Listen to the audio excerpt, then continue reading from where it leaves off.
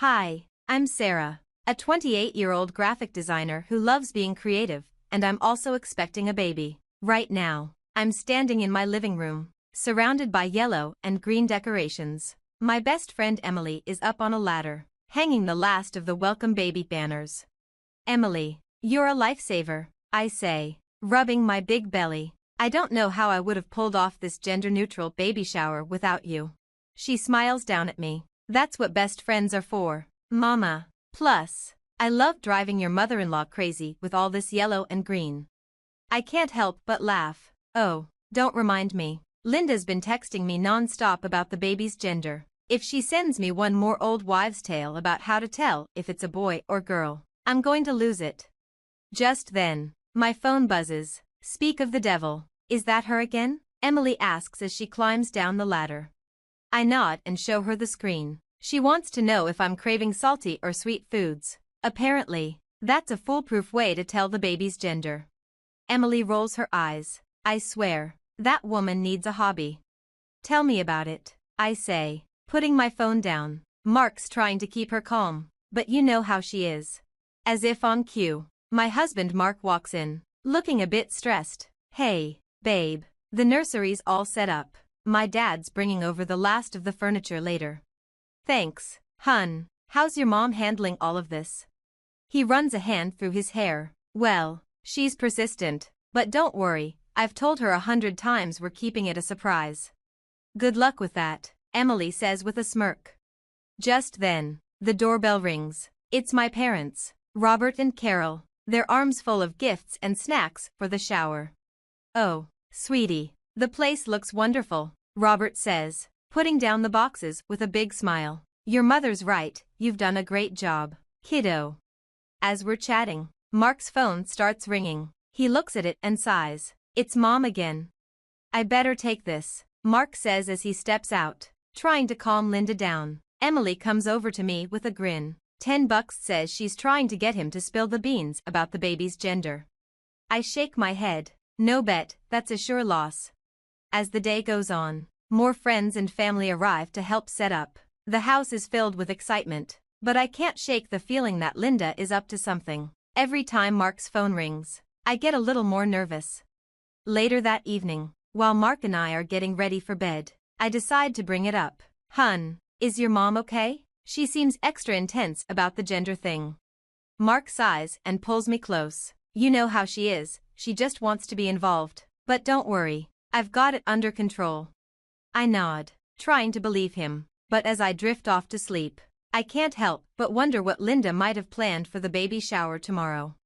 The morning of the shower, I wake up feeling both excited and nervous. As I'm getting ready, Mark walks in, looking anxious. Hey, are you okay? You look like you've seen a ghost. He runs a hand through his hair. I just got off the phone with my mom. She's acting strange, stranger than usual. She kept talking about having a big surprise for us. I don't like the sound of that, I say, trying to brush it off but feeling uneasy. As guests start arriving, I push my worries aside and focus on enjoying the party. This spread looks amazing, Sarah, my friend Rachel says, eyeing the buffet. Thanks, Emily really outdid herself with the planning, I reply. Just then, Emily rushes over, looking flustered. Sarah, we've got a problem. The cake decorator mixed up our order. The cake says it's a boy. What? No, no, no, this can't be happening. Don't worry, I've got a plan, Emily assures me. We'll just scrape off the boy part and replace it with baby. Crisis averted. As we're fixing the cake issue, the doorbell rings. Mark goes to answer it, and I hear his shocked voice. Mom, what's all this?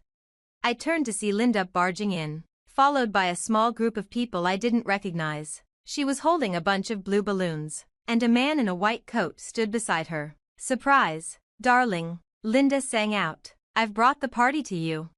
What's going on, Linda? I asked, trying to keep my voice calm. Well, since you two are being so stubborn about keeping the gender a secret, I decided to take matters into my own hands. Everyone, I'd like you to meet Dr. Thompson, a sonogram expert extraordinaire, she announced, gesturing to the man in the white coat, who gave an awkward wave. Mom, what are you doing? Mark hissed, clearly upset.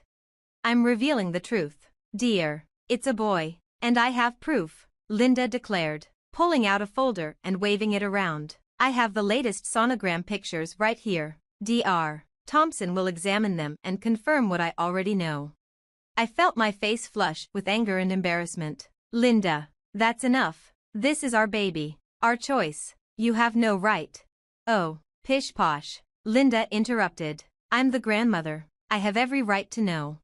Emily quickly stepped in, trying to calm things down. Hey, everyone. Why don't we move on to some fun baby shower games? I've got a great one where we guess the baby's birthday.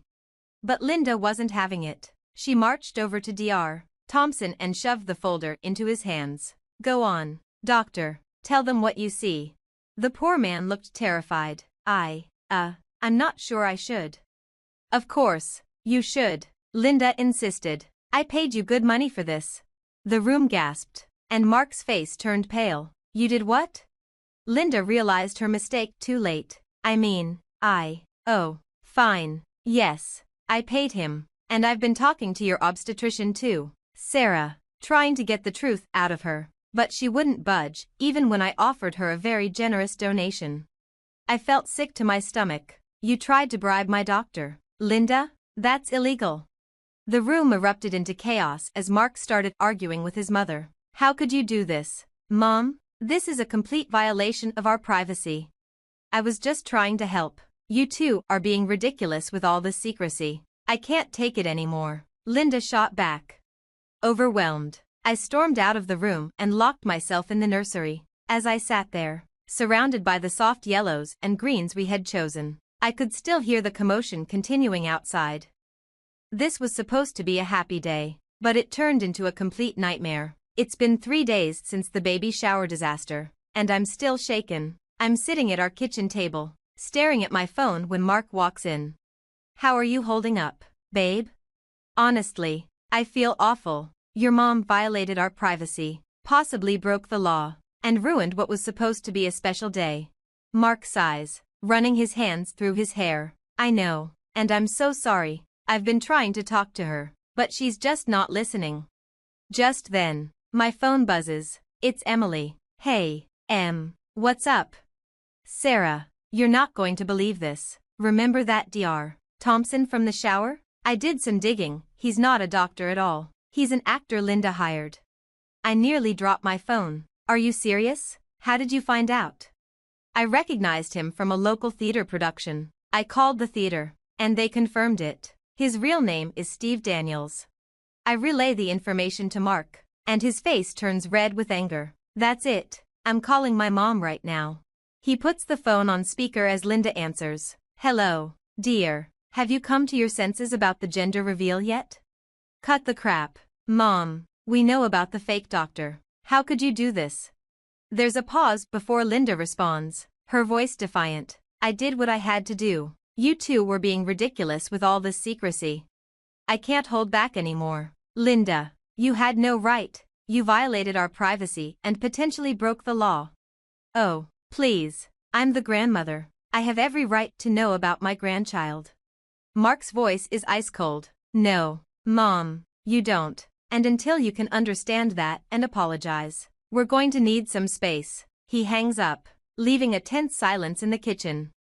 I need to file a complaint with the hospital. I say, if she tried to bribe my doctor, who knows what information she might have gotten. Mark nods. I'll go with you. We need to get to the bottom of this. The next day, we're sitting in the hospital administrator's office. The woman across from us looks serious. Mr. and Mrs. Johnson, I want to assure you that we take patient privacy very seriously. We'll conduct a full investigation into this matter. As we're leaving, Mark's phone rings. It's his dad. George. Son, we need to talk. Can you and Sarah come over?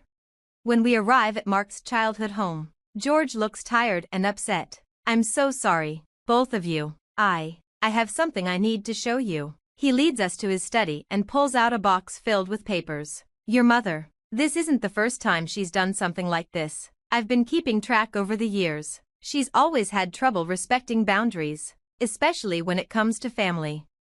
Mark looked stunned. Dad, Why didn't you ever say anything? George sighed. I thought I could manage her behavior, but after what happened at the shower, I realize I've been enabling her. It's time for this to stop. He handed us the box, and inside, we found letters, emails, and even legal documents detailing Linda's past manipulative behavior.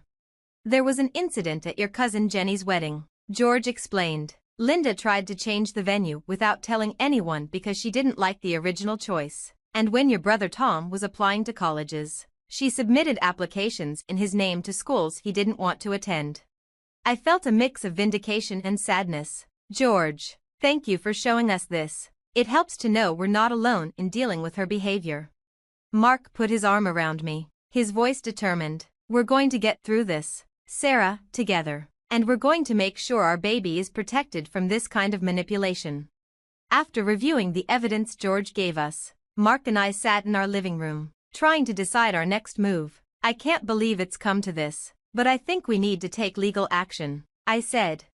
Mark nodded, looking resolute. You're right, we need to protect our family. I'll call a lawyer first thing tomorrow.